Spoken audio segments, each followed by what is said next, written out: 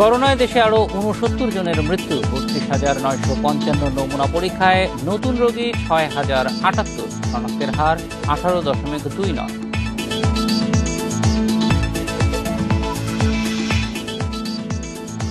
লকডাউনের আগে বাড়ি ফিরছেন রাজধানীবাসী। ফেরিঘাট ও মহাসড়কে যানজট, ঝুঁকি নিয়ে ট্রলারে পদ্মা পার।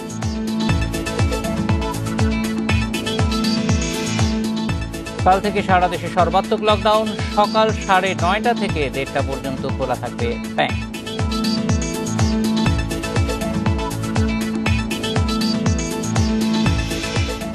লকডাউনে জরুরি যাতায়াতের মুভমেন্ট পাস দিচ্ছে পুলিশ। গণমাধ্যম সহ জরুরি সেবা দানকারীদের প্রয়োজন।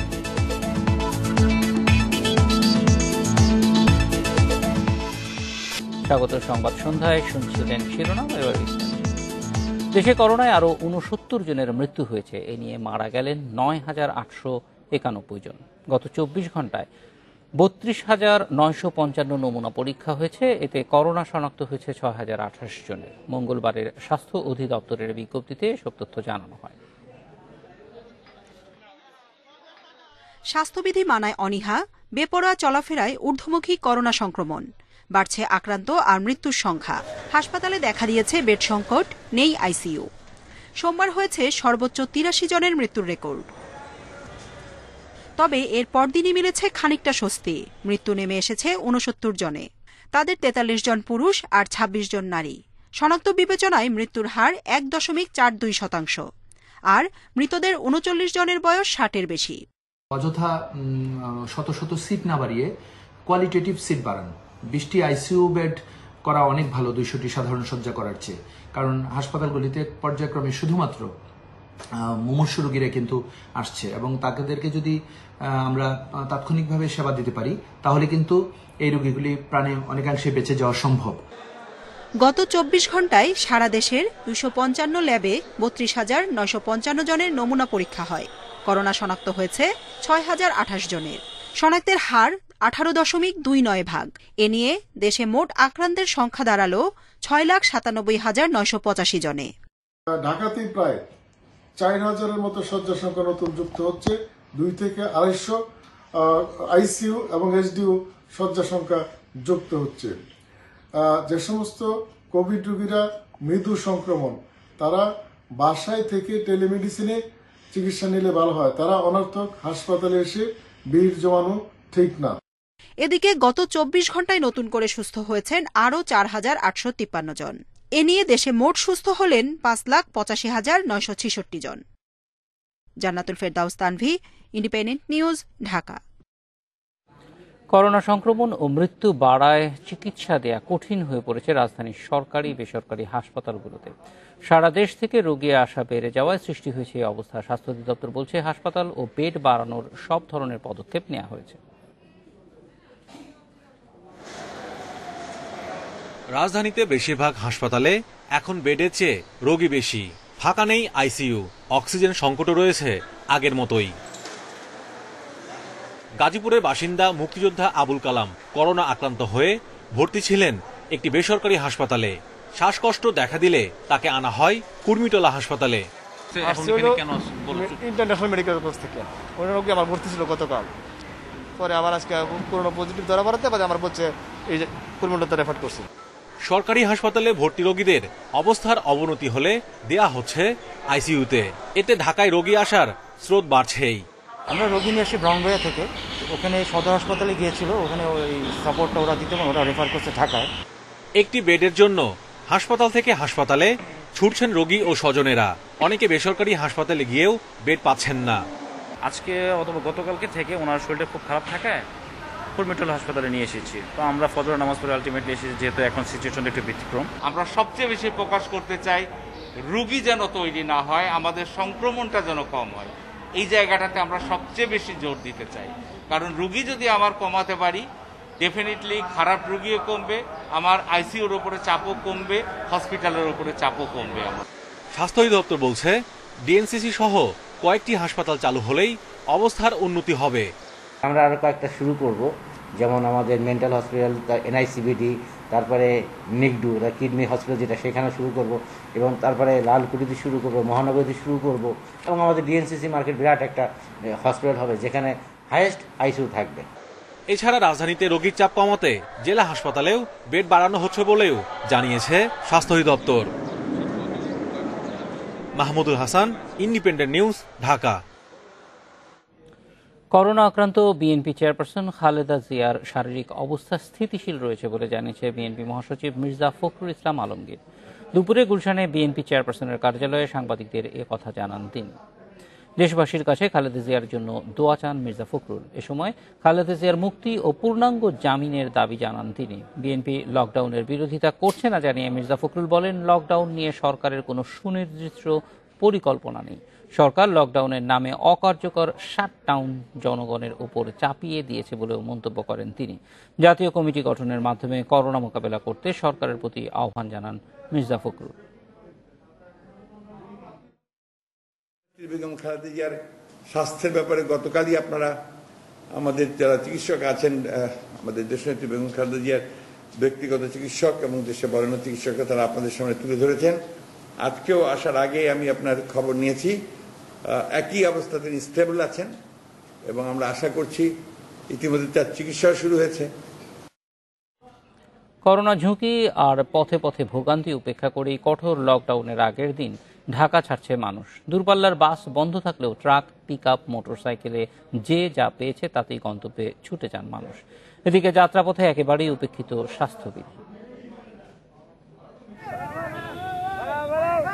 কঠোর লকডাউনের আগের দিন মঙ্গলবার দুপুরে গাবতলী এলাকার চিত্র এটি। যে কোনো বাহন এলেই ঝুঁকি নিয়ে কেউ কেউ তাতে উঠে পড়ছেন, আবার ঘন্টার পর ঘন্টা দাঁড়িয়ে থেকেও পিকআপ বা ট্রাকে উঠতে পারছেন না অনেকে।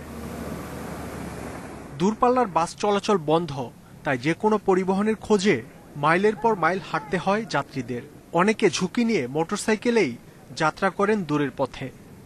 আসলাম তো হাইডে গাবতলী ব্রিজের থেকে, গাড়িতে একটাই পাইতেছি না, অনেক কষ্ট হচ্ছে। যে তো আসছি আপনার টেকনিক্যাল পর্যন্ত, এখন হাঁটতে হাঁটতে ব্রিজ পর্যন্ত যাবো, তারপর দেখি কি অবস্থা হয়। টিকিট পাই না। অ্যাকচুয়ালি আমার খালার একটা বন্ধু আছে, ও কুরিয়ার সার্ভিসে গাড়ি আছে, ওর কুরিয়ার সার্ভিসে গাড়িতে যাবো আর কি। পথে পথে ভোগান্তি উপেক্ষা করে যারা বাহন পেয়েছেন তাদের গুনতে হয়েছে কয়েক গুণ বেশি ভাড়া। আমরা তো গাড়ি ঘোড়া তেমন পাচ্ছি না, আর আমাদেরও যাইতেই হবে, তার জন্য টাকার দিকে তো আর তাকাইতে হবে না। তো সব জায়গায় 200 টাকার ভাড়া 1000 টাকা চাইতেছে, বুঝছেন। তো আমরা এখন যাব, 300 টাকার ভাড়া চাইছে 3000 টাকা। এটা কি সম্ভব? ঢাকা ছেড়ে যাওয়ার পথে একেবারেই উপেক্ষিত স্বাস্থ্যবিধি। এরপরও নানা কারণে গ্রামে যেতে হচ্ছে বলে জানান যাত্রীরা।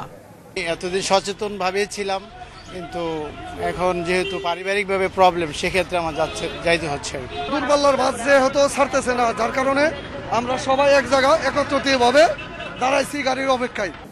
কঠোর লকডাউনের আগের দু একদিন দূরপাল্লার বাস চলাচলের অনুমতি দিলে পথে পথে ভোগান্তি অনেক কম হতো বলেও জানান যাত্রীরা। মাহমুদ শরীফ, ইন্ডিপেন্ডেন্ট নিউজ, ঢাকা। সর্বাত্মক লকডাউন ঘোষণায় ঢাকা ছাড়তে শুরু করেছেন নানা শ্রেণী পেশার মানুষ। সকাল থেকে মুন্সিগঞ্জ ও মানিকগঞ্জের ফেরিঘাট সহ দেশের বিভিন্ন মহাসড়কে বাড়তে থাকে সাধারণ মানুষের ভিড়। দূরপাল্লার বাস চলাচল না করায় হেঁটে, পিকআপ, ভ্যানে করে বিকল্পভাবে ঢাকা ছাড়েন অনেকে। বুধবার থেকে কঠোর লকডাউন, তাই ঢাকা ছাড়তে মরিয়া হাজারো মানুষ। করোনা সংক্রমণের তোয়াক্কা না করে পদ্মার মুন্সিগঞ্জের শিমুলিয়া ফেরিঘাটে মঙ্গলবার ভোর থেকেই বাড়তে থাকে যাত্রীদের চাপ। জীবনের ঝুঁকি নিয়ে ট্রলারে পদ্মা পাড়ি দেন অনেকে। এ সময় ট্রলারে তোলা হয় কয়েক গুণ বেশি যাত্রী, নেওয়া হয় অতিরিক্ত ভাড়াও। এখন লকডাউনের কারণে আমাদের কল কারখানা, ফ্যাক্টরি, এগুলা অফিস আদালত সবকিছুই বন্ধ হয়ে গেছে। এজন্য আমরা এখন কোথায় উঠবো, এই জন্য আমাদের বাড়ি ফিরতে হচ্ছে। ফেরিতে অনেক যাত্রী, পা ফেলাবার মতো জায়গা নাই। এখন আমরা করোনা থেকে বাঁচার জন্য দেশে যাচ্ছি। এখন তো আমি দেখতে যে আমরা দেশে যাই আর করোনা ছড়াচ্ছি। একই চিত্র পাটুরিয়া দৌলতদিয়া নৌপথেও। যাত্রীবাহী যান চলাচল বন্ধ থাকলেও প্রাইভেট কার, মাইক্রোবাস সহ ছোট গাড়ির চাপে হিমশিম অবস্থা ঘাট কর্তৃপক্ষের। লকডাউনের মেয়াদ আরও বাড়তে পারে এমন আশঙ্কায় পরিবার সহ ঢাকা ছাড়তে বাধ্য হচ্ছেন বলে জানান তারা। কাজকাম বন্ধ হয়ে গেছে, আর কি করবে, এজন্য পরিবার নিয়ে সব দেশে যাইতেছে। সামনে একটা সিজন আসছে ঈদের, এই সময় সবার কাছ থেকে টাকা টুকা পাবো, আমি যে জায়গায় ঋণ আসছি সবার ঋণবাসী দেব, ভালোভাবে ঈদ করব। আর হঠাৎ করে এই লকডাউন পড়ে যাওয়ার কারণে ঋণবাসী আলাগের ভয়ে পলায় বাড়ি চলে যাচ্ছি। দূরপাল্লার গাড়ি না পেয়ে ট্রাকে ওঠার এই দৃশ্য ঢাকা থেকে উত্তরবঙ্গগামী মানুষের। গন্তব্যে পৌঁছাতে বিভিন্ন ছোট বাহনে বিকল্পভাবে ঢাকা ছাড়ছেন মানুষ। লকডাউনের কারণে কাজ অফ, আমরা এখন আমাদের চাঁপাইনবাবগঞ্জ, আমাদের বাসা চাঁপাইনবাবগঞ্জ যাবো। সকাল থেকে খুব বেশি ভিড় দেখা না গেলেও বেলা বাড়ার সাথে সাথে মানুষের চাপ বাড়তে থাকে ঢাকা টাঙ্গাইল সড়কে। একই অবস্থা ঢাকা চট্টগ্রাম মহাসড়কেও। অন্যান্য সড়কগুলোতেও দেখা গেছে একই চিত্র। কালকে লকডাউন আছে বাংলাদেশে, সারা বাংলাদেশে লকডাউন, আজকে তো যাত্রী হবে। খুবই ভোগান্তি হয়েছে, গাড়িতে আইছে আর এই 50 টাকার ভাড়া 300 টাকা করে নিচ্ছে। ঘরমুখী যাত্রার ঢলে সাধারণ মানুষের মধ্যে ছিল না স্বাস্থ্যবিধি মানার প্রবণতা, তেমন প্রশাসনের পক্ষ থেকেও নেওয়া হয়নি কোনো পদক্ষেপ। Shamima Rahman, independent news. মুন্সিগঞ্জের শিমুলিয়া ফেরিঘাটে তীব্র যানজটে আটকে পড়ে সন্তান প্রসব করেছেন এক নারী। লকডাউনের কাজ হারিয়ে ঢাকা থেকে বাড়ি ফিরছিলেন ওই প্রসূতি। পরে গুরুতর অবস্থায় তাকে ঢাকায় পাঠানো হয়। ঘাটে আটকে থাকার জন্য কর্তৃপক্ষের বিরুদ্ধে অনিয়মের অভিযোগ এনে নবজাতকের স্বজন ও সাধারণ মানুষ বিক্ষোভ করেছেন। লকডাউনে বন্ধ আয়ের সব পথ, তাই জীবনের ঝুঁকি নিয়ে বাড়ি ফিরছিলেন অন্তঃসত্ত্বা নারী শ্রমিক। লকডাউনে ইটভাটা বন্ধ হয়ে যাওয়ায় পরিবার সহ ঢাকা কেরানীগঞ্জ থেকে শরীয়তপুরের জাজিরায় নিজের বাড়িতে যাচ্ছিলেন ওই নারী। ঢাকা থেকে ট্রাকে মুন্সিগঞ্জের শিমুলিয়া ঘাটে পৌঁছলে পড়েন দীর্ঘ যানজটে। দীর্ঘ 6 ঘন্টা যানজটে আটকে থাকার এক পর্যায়ে সন্তান প্রসব করেন তিনি। ট্রাকে আসছি, এই জন্য আমাদের দায়িত্ব দিল, আমাদের মালিক পাঠাই দিয়েছে দেশে করোনা, তুমি দেশে চলে যাও। আমরা দেশে যাব, আমরা কালকে সন্ধ্যা পর্যন্ত আসা তাদেরকে রিকোয়েস্ট করতেছি, স্যার স্যার স্যার আমরা পাওয়া ধরছি, স্যার আমাকে একটু ছাড়েন, স্যার ছাড়েন। কি তারা বিএপি খালি বিএপি। এই ঘটনার পর বিক্ষোভ শুরু করেন 5 থেকে 6 দিন নদী পারের অপেক্ষায় শিমুলিয়া ঘাটে আটকে থাকা পণ্যবাহী ট্রাক চালক ও হেলপাররা। অভিযোগ, দীর্ঘ সময় অপেক্ষার পরেও তাদেরকে পার না করে টাকার বিনিময়ে অন্য গাড়ি পার করছে অসাধু চক্র। 3-4 দিন ধরে সিরিয়ালে বসে রয়েছি, কিন্তু আমাদেরকে ছাড়তে আসে না। নতুন যারা আসতেছে তাদেরকে ছাড়তে আসে। আমরা না খেয়া বাল বাচ্চা নিয়ে এখানে আছি, তা আমরা এখনো গাড়ি সিরিয়াল পাইতেছি না। কিছু কিছু গাড়ি আনসার পুলিশ টাকা খায়া গাড়িটি ছাড়াইতেছে, গাড়ি চলে যাচ্ছে, কিন্তু আমরা যে এখানে বসে রয়েছি এগো কোনো গুরুত্বই নেই। করোনায় মৃত্যুর ঝুঁকি থাকলেও বেঁচে থাকার জন্য জীবিকার বিকল্প নেই নিম্ন আয়ের মানুষের, তাই জীবনের ঝুঁকি মাথায় নিয়েই বাড়ি ফেরার চেষ্টা। Independent news desk. কাল থেকে কঠোর লকডাউন, তাই আজই কেনাকাটা শেষ করতে হাট বাজার ও শপিং মলগুলোতে ছুটে গেছেন মানুষ। স্বাস্থ্যবিধি মেনে দোকান খোলার অনুমতি দেয়া হলেও মানা হচ্ছে না কিছুই। পয়লা বৈশাখ আর ঈদের কেনাকাটা শেষ করতে সকাল থেকেই বরিশালের বিভিন্ন শপিং মলে বেড়েছে মানুষের ভিড়। এই সুযোগে প্রয়োজনীয় জিনিসপত্রের দাম কয়েক দফা বাড়িয়ে দিয়েছেন বিক্রেতারা। কোনো কোনো এলাকায় বাজার মনিটরিংয়ে মাঠে নেমেছে জেলা প্রশাসন। সিলেট নগরের জিন্দাবাজার, বন্দর বাজার সহ বিভিন্ন কাঁচা বাজার ও শপিং মলে মানুষের ঢল নেমেছে, তবে কারো মধ্যেই দেখা যায়নি সংক্রমণ রোধে সচেতনতা। স্বাভাবিক দিনের মতোই খোলা রয়েছে খুলনার সব বাজার। রাজশাহীর কাঁচা বাজার ও শপিং মলে দেখা গেছে উপচে পড়া ভিড়। এছাড়া রংপুর, ময়মনসিংহ, ঝিনাইদহ, মেহেরপুর, লক্ষ্মীপুর, যশোর, ফেনী, চুয়াডাঙ্গা, সুনামগঞ্জ, নীলফামারী, গোপালগঞ্জ সহ বিভিন্ন এলাকার হাট বাজারে জনসমাগম বাড়লেও স্বাস্থ্যবিধি নিয়ে প্রায় সবাইকেই দেখা গেছে উদাসীন।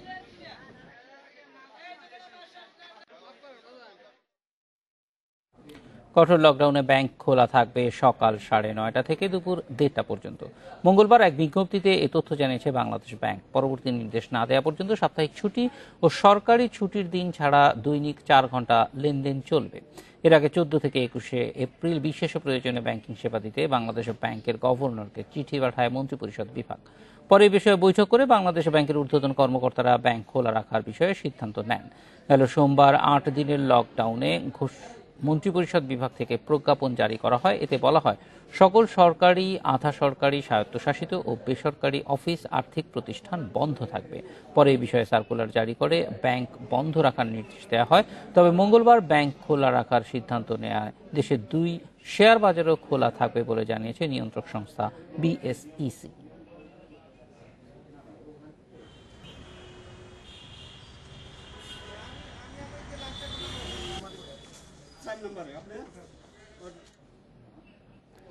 পয়লা বৈশাখ উপলক্ষে গণভবন থেকে জাতির উদ্দেশ্যে ভাষণ দিচ্ছেন প্রধানমন্ত্রী শেখ হাসিনা।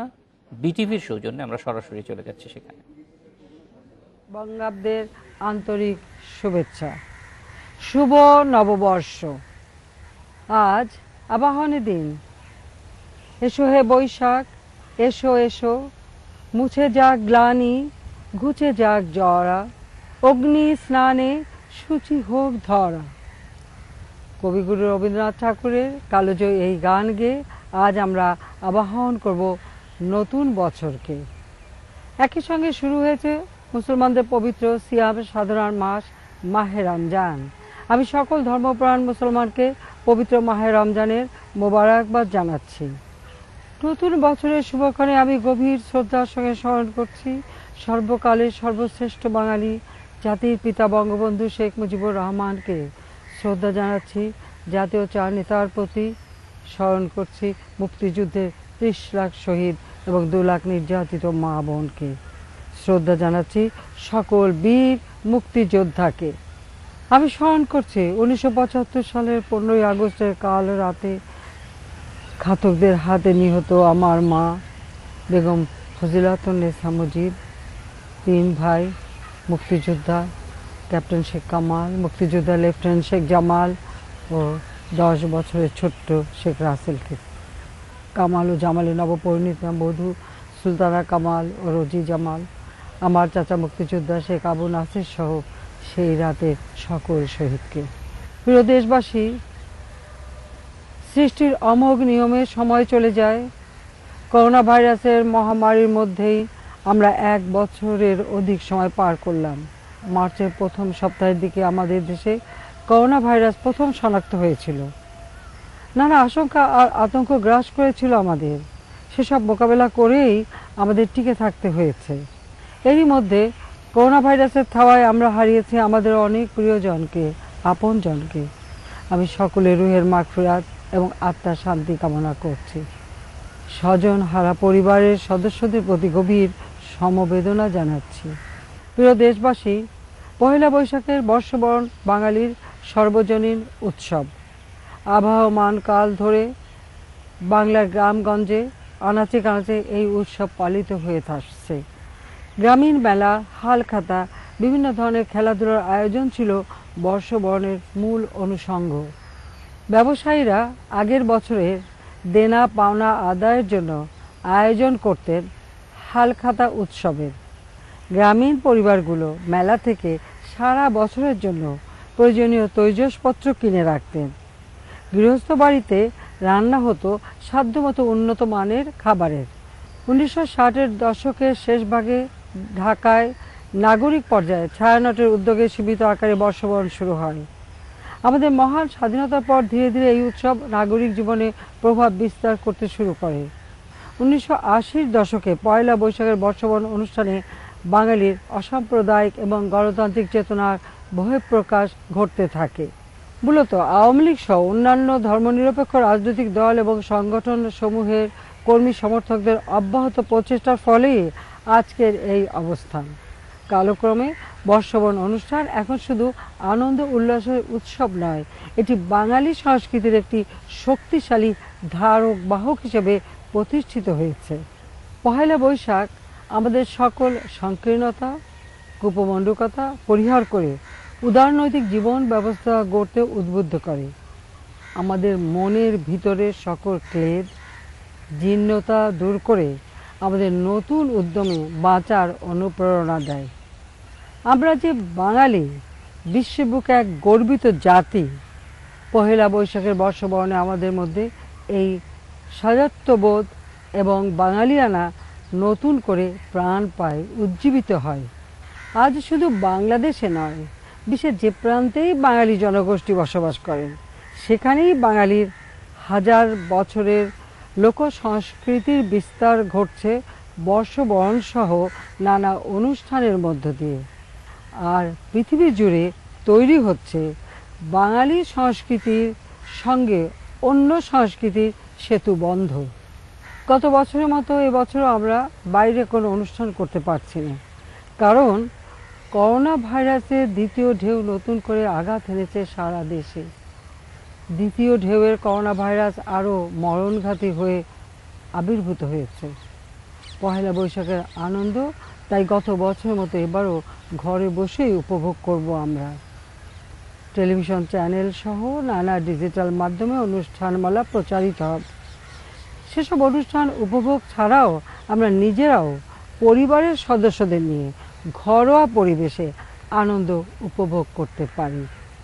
অতীতের সকল জঞ্জাল গ্লানি ধুয়ে মুছে আমরা নিজেদের পরিশুদ্ধ করব, দীপ্ত পায়ে এগিয়ে যাব সামনের দিকে, গড়ব আলোকোজ্জ্বল ভবিষ্যৎ।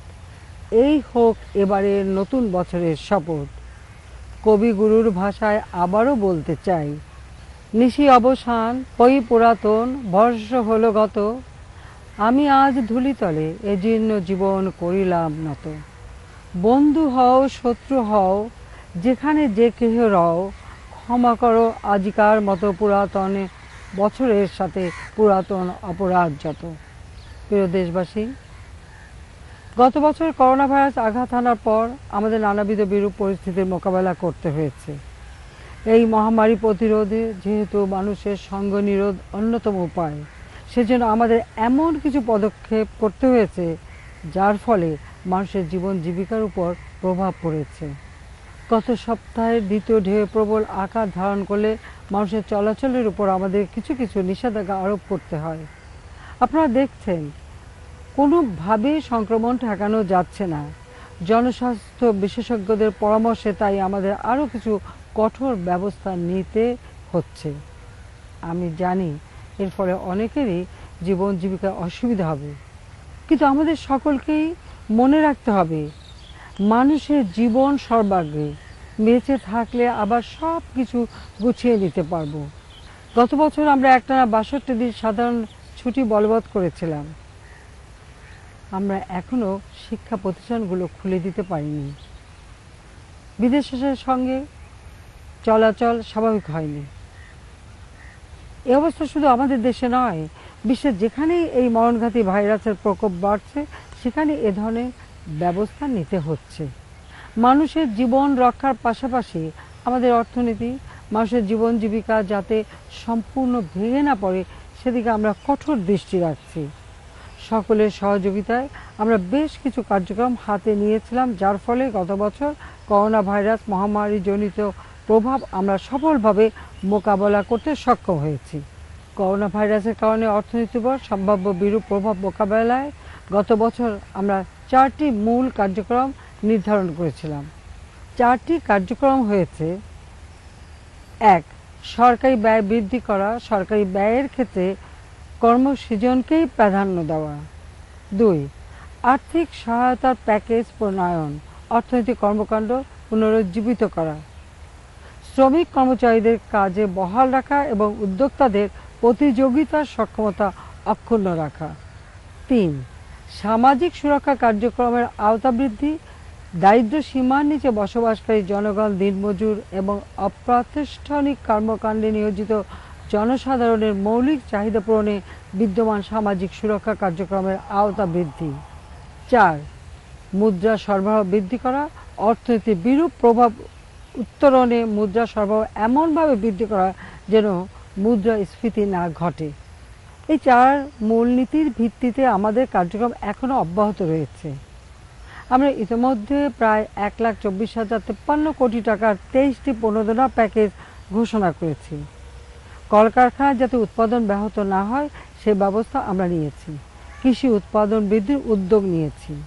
আমরা দিনমজুর, পরিবহন শ্রমিক, হকার, রিক্সাওয়ালা, দোকান কর্মচারী, স্কুল শিক্ষক, মাদ্রাসার শিক্ষক শিক্ষার্থী, মসজিদের ইমাম মুয়াজ্জিন, অন্যান্য ধর্মীয় প্রতিষ্ঠানের সেবাদানকারী, সাংবাদিক সহ নিম্ন আয়ের নানা পেশার মানুষকে সহায়তা দিয়েছি।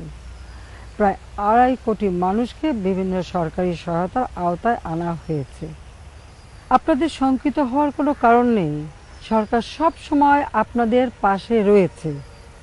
দ্বিতীয় ঢেউ আঘাত হানার পর আমি দরিদ্র নিম্নবিত্ত মানুষদের সহায়তার জন্য কার্যক্রম গ্রহণের নির্দেশ দিয়েছি। আমরা ইতিমধ্যে পল্লী অঞ্চলে কর্মসৃজনের জন্য 807,65 লাখ টাকা এবং পবিত্র রমজান ও আসছে ঈদ উল ফিতর উপলক্ষে 672 কোটিরও বেশি টাকা বরাদ্দ দিয়েছি। এর দ্বারা দেশের প্রায় 1,24,42,000 নিম্নবিত্ত পরিবার উপকৃত হবেন। গত বছর করোনা ভাইরাসের প্রাদুর্ভাবের পর থেকে ভিজিএফ, টেস্ট রিলিফ সহ বিভিন্ন সামাজিক সুরক্ষা কার্যক্রমের আওতা বৃদ্ধি করা হয়েছে। প্রিয় দেশবাসী, করোনা ভাইরাস মোকাবেলায় ইতিমধ্যেই বিজ্ঞানীরা বেশ কয়েকটি ভ্যাকসিন আবিষ্কার করেছেন। অক্সফোর্ড অ্যাস্ট্রাজেনেকার ভ্যাকসিন সেগুলোর মধ্যে অন্যতম। আমাদের সৌভাগ্য, টিকা উৎপাদনের শুরুতেই উল্লেখযোগ্য পরিমাণ টিকার ডোজ আমরা নিয়ে আসতে সক্ষম হয়েছি।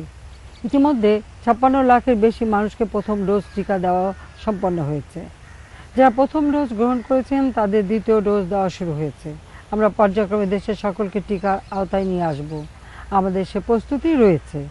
তবে টিকা দিলেই একজন সম্পূর্ণভাবে সুরক্ষিত হবেন এমন নিশ্চয়তা নেই বলে স্বাস্থ্য বিশেষজ্ঞরা জানিয়েছেন। কাজেই টিকা নেওয়ার পরেও আমাদের স্বাস্থ্যবিধি মেনে চলতে হবে। ঢাকা সহ সারা দেশের প্রতিটি জেলায় করোনা ভাইরাস রোগীর চিকিৎসা সুবিধার আওতা আরও বৃদ্ধি করা হচ্ছে। ইতিমধ্যে করোনা ভাইরাস রোগীদের চিকিৎসার জন্য বিশেষায়িত সরকারি হাসপাতালগুলোতে নিরবচ্ছিন্ন অক্সিজেন সরবরাহের ব্যবস্থা নেওয়া হয়েছে। বিদ্যমান আইসিইউ সুবিধা আরও বৃদ্ধি করা হয়েছে। তবে আমাদের সবাইকে সাবধান হতে হবে। আমাদের প্রত্যেকের দায়িত্ব আমাদের নিজের, পরিবারের সদস্যদের এবং প্রতিবেশীর সুরক্ষা প্রদানের। কাজেই ভিড় এড়িয়ে চলুন, বাইরে বের হলে মাস্ক ব্যবহার করুন, ঘরে ফিরে পরিষ্কার পরিচ্ছন্ন হয়ে গরম পানির ভাপ নিন। করোনা ভাইরাস মোকাবেলায় সরকার ইতিমধ্যে 18 দফার নির্দেশনা জারি করেছে। আমরা যদি সকলে করোনা ভাইরাস মোকাবেলায় স্বাস্থ্যবিধি মেনে চলি, অবশ্যই এই মহামারীকে আমরা নিয়ন্ত্রণে রাখতে সক্ষম হব ইনশাআল্লাহ। প্রিয় দেশবাসী, যুগে যুগে মহামারী আসে নানা ঝড় ঝঞ্ঝা, দুর্যোগ দুর্বিপাক। এসব মোকাবেলা করেই মানব জাতিকে টিকে থাকতে হয়। জীবনের চলার পথ মসৃণ নয়, তবে পথ যত কঠিনই হোক আমাদের তা জয় করে এগিয়ে যেতে হবে।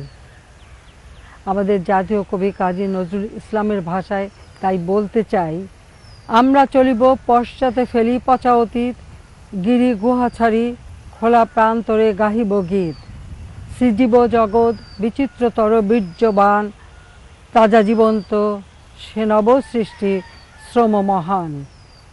বাঙালি বীরের জাতি, নানা প্রতিকূলতা জয় করেই আমরা টিকে আছি। করোনা ভাইরাসের এই মহামারীও আমরা ইনশাআল্লাহ মোকাবেলা করব। নতুন বছরে মহান আল্লাহর দরবারে তাই প্রার্থনা, বিশ্বকে এই মহামারীর হাত থেকে রক্ষা করুন। আপনারা সবাই ভালো থাকুন, সুস্থ থাকুন, সবাই স্বাস্থ্যবিধি মেনে চলুন। সবাইকে আবারও নতুন বছরের শুভেচ্ছা। সর্বশক্তিমান মহান আল্লাহ তাআলা আমাদের সকলের সহায় হন। জয় বাংলা, জয় বঙ্গবন্ধু, বাংলাদেশ চিরজীবী হোক। খোদা হাফেজ। দেশে দেখাচ্ছে পবিত্র রমজান মাসের চাঁদ। রোজা শুরু হচ্ছে কাল থেকে। সৌদি আরবে আজ থেকে রোজা শুরু করেছে দেশটির মুসলমান। সেই হিসেবে বাংলাদেশের মুসলিমরা কাল থেকে রোজা রাখার প্রস্তুতি নিয়েছেন। আল্লাহর সন্তুষ্টির আশায় মাস জুড়ে সিয়াম সাধনা করবেন ধর্মপ্রাণ মুসলমানরা। রমজান শেষ হওয়ার পর পালিত হবে পবিত্র ঈদ উল ফিতর।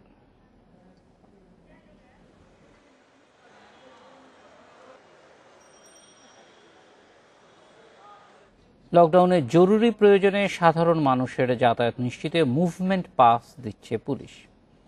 মঙ্গলবার সকালে রাজধানীর রাজারবাগ পুলিশ অডিটোরিয়ামে সংবাদ সম্মেলনে মুভমেন্ট পাস অ্যাপস উদ্বোধন করেন পুলিশের মহাপরিদর্শক ডক্টর বেনজির আহমেদ। তবে গণমাধ্যম সহ জরুরি সেবাদানকারী প্রতিষ্ঠানের কর্মীদের চলাচলের ক্ষেত্রে কোনো পাসের প্রয়োজন নেই। করোনা সংক্রমণের বিস্তার রোধে চলমান লকডাউনে সাধারণ মানুষের অতি প্রয়োজনীয় চলাচল নিশ্চিত করতে চালু করা হলো মুভমেন্ট পাস অ্যাপস। যে কোনো নাগরিক অ্যাপসটির মাধ্যমে কয়েকটি তথ্য সরবরাহ করে সহজেই এ পাস সংগ্রহ করতে পারবেন। মুভমেন্ট পাস অ্যাপ আবেদনকারীকে www.movementpass.police.gov.bd ওয়েবসাইটে প্রবেশ করে পাসের জন্য আবেদন করতে হবে। সংবাদ সম্মেলনে আইজিপি বলেন, জরুরি প্রয়োজনে নাগরিকদের চলাচল নিশ্চিত করার পাশাপাশি অনিয়ন্ত্রিত ও অপ্রয়োজনীয় চলাচলও বন্ধ করা যাবে এটির মাধ্যমে। ঢাকার ভেতরে ও বাইরে উভয় ক্ষেত্রেই পাসটি ব্যবহার করা যাবে। আমরা মনে করি যে যিনি অ্যাপ্লাই করবেন তার একেবারে নিজস্ব প্রয়োজনে, একান্ত প্রয়োজনে বাইরে যাওয়া দরকার, সেটা হতে পারে সকালের প্রাত্যহিক বাজার করা, হতে পারে কোনো পেশেন্টকে হসপিটালে নিয়ে যাওয়া, হতে পারে টিকার ডেট আছে ওনার, সে কারণে টিকা নিতে হবে, সেকেন্ড ডোজ বা ফার্স্ট ডোজ যেটা চলছে ওনার। এই সমস্ত অতীব প্রয়োজন ছাড়া উনি বেরোবেন না এবং এই কারণে উনি অ্যাপ্লাই করবেন, এটা আমরা ধরে নেব। নিষেধাজ্ঞা অমান্য করে যারা গ্রামে যাচ্ছেন তাদের থেকেও সংক্রমণ ছড়াতে পারে বলে গ্রামবাসীকে সতর্ক থাকার আহ্বান জানিয়েছেন আইজিপি। যারা বিভিন্ন ফেরিঘাট দিয়ে ক্রস করেছেন, বিভিন্নভাবে হেঁটে হোক, দৌড়ে হোক, ঠেলা গাড়িতে হোক, বাসে হোক, প্রাইভেট কারে হোক, বিভিন্নভাবে ব্যাটারি চালিত রিক্সায় হোক, বাড়ি ঘরে পৌঁছেছেন, ওখানেই থাকবেন।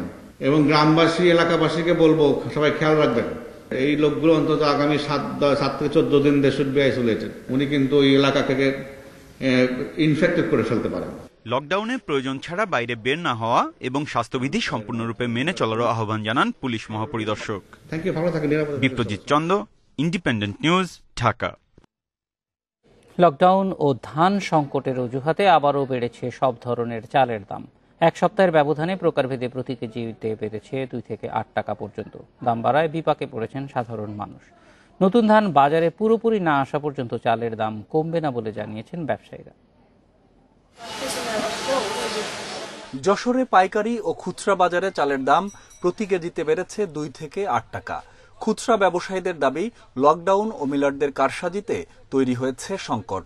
যখনই সরকার লকডাউন দিয়েছে তখনই বড় বড় মিলাররা ধান সব আটকায় দিয়েছে, যার কারণে বাজারে এখন চাল আসছে না, আর না আসলে এরকম দাম আরো বাড়বে। গত সপ্তাহে বাসমতি চাল প্রতি কেজির দাম ছিল 62 টাকা, এ সপ্তাহে হয়েছে 70 টাকা। মিনিকেট 4 টাকা বেড়ে 60 টাকা। এছাড়া কাজল লতায় 5 টাকা, বি আর টেনে 3 টাকা এবং আতপ চালে বেড়েছে 2 থেকে 3 টাকা। গত সপ্তাহে কিনছি যেই চাউল 60 টাকা, এখন সেটা 70 টাকা হয়ে গেছে। যেখানে আমরা এক বস্তা চাল কিনতাম 1200-1300 টাকা, এখন চাচ্ছে 1700-1800 টাকা। কুষ্টিয়ার খাজানগর থেকে চাহিদার বেশিরভাগ মিনিকেট চাল সরবরাহ হয়ে থাকে। এক সপ্তাহে সেখানেও কেজিতে দাম বেড়েছে 2 থেকে 3 টাকা। দফায় দফায় চালের বাজার অস্থির হওয়ায় বিপাকে ক্রেতারা। চাউলের দাম বেড়ে যাওয়াতে আমরা যেরকম সাধারণ জনগণ আছে খুবই ধরেন কষ্টের মুখে আমরা পড়ে যাচ্ছি। চাহিদা অনুযায়ী ধানের সরবরাহ না থাকায় দাম বাড়ার কারণ বলছেন মিল মালিকরা। মোকামে যায়, হাটে ঘাটে যায়, আমি ধান কিনছি 200 টাকা মনে বেশি, সে চাইলে আইনি আমি তার 200 টাকা কমে আর দিতে পারি, আগেকার পড়তে তার দিতে পারিনি। নওগাঁয় চালের দাম কেজিতে বেড়েছে 3 থেকে 5 টাকা। এজন্য নানা যুক্তি দেখাচ্ছেন ব্যবসায়ীরা। একই অবস্থা দিনাজপুরের বাজারেও। এই অবস্থায় এলসি খোলা রাখা ও বাজারজাতের সময় 10 থেকে বাড়িয়ে 30 এপ্রিল করার দাবি ব্যবসায়ীদের।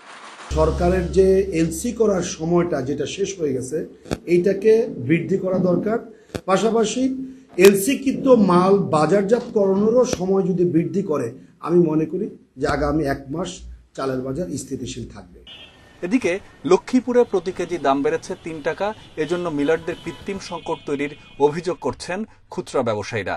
এছাড়া মেহেরপুরে সব ধরনের চালের দাম বেড়েছে 4 থেকে 8 টাকা পর্যন্ত। Mamunur Rashid, independent news desk. প্রচারে নিষেধাজ্ঞার প্রতিবাদে গান্ধী মূর্তির পাদদেশে 3 ঘণ্টার একক অনশন করেছেন পশ্চিমবঙ্গের মুখ্যমন্ত্রী মমতা ব্যানার্জি। সেনাবাহিনীর অনুমতি না নিয়ে স্থানীয় সময় দুপুর 12টায় অনশনে বসেন তিনি। সেখানে বসে ছবি এঁকে প্রতিবাদ জানান মমতা। সোমবার 24 ঘণ্টার জন্য মমতা নির্বাচনী প্রচারণে নিষেধাজ্ঞা জারি করে নির্বাচন কমিশন। মঙ্গলবার রাত 8টায় নিষেধাজ্ঞা শেষ হওয়ার পরই সভার কথা রয়েছে তার। সম্প্রতি তারকেশ্বর ও কোচবিহারের জনসভায় জাতি ধর্মের ভিত্তিতে ভোট চাওয়া ও কেন্দ্রীয় বাহিনীর বিরুদ্ধে আপত্তিকর মন্তব্য করায় এই নিষেধাজ্ঞা দেয়া হয়।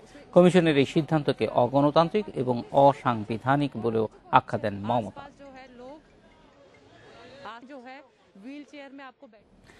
আইপিএলে আজ রাতে সাকিবের কলকাতা নাইট রাইডার্সের মুখোমুখি হবে মুম্বাই ইন্ডিয়ান্স। দুই দলই নিজেদের দ্বিতীয় ম্যাচে নামছে। কেকেআর প্রথম ম্যাচ জিতলেও মুম্বাই হেরেছিল। কলকাতার হয়ে প্রথম ম্যাচে ব্যাটিংয়ে জ্বলে উঠতে না পারলেও 4 ওভারে 34 রানে 1 উইকেট শিকার ছিল সাকিব। রোহিত শর্মার শিবিরে আঘাত হানতে সাকিবের উপর আস্থা রাখছে মর্গান। ব্যাটিংয়ে নীতিশ রাহা, রাহুল ত্রিপাঠী কলকাতার ভরসার জায়গা। দু দলের লড়াইয়ে আধিপত্য মুম্বাইয়ের। 27 ম্যাচে 21 জয় তাদের। কোয়ারেন্টিন শেষে মুম্বাই দলে যোগ দিয়েছেন কুইন্টিন ডিকক। এবারের আসরে প্রথম ম্যাচে মুম্বাই হেরেছিল বেঙ্গালোরের বিপক্ষে।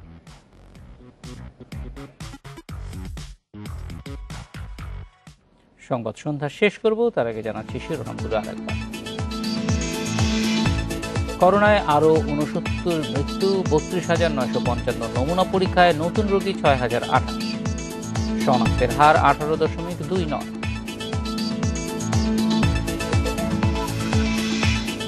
লকডাউনের আগে বাড়ি ফিরছেন রাজধানীবাসী, ফেরিঘাট ও মহাসড়কে যানজট, ঝুঁকি নিয়ে ট্রলারে পদ্মা পার।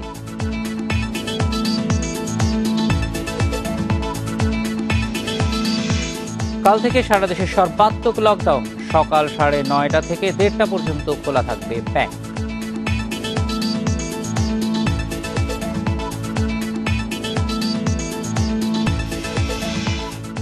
লকডাউনে জরুরি যাতায়াতের মুভমেন্ট পাস দিচ্ছে পুলিশ, গণমাধ্যম সহ জরুরি সেবাদানকারীদের প্রয়োজন।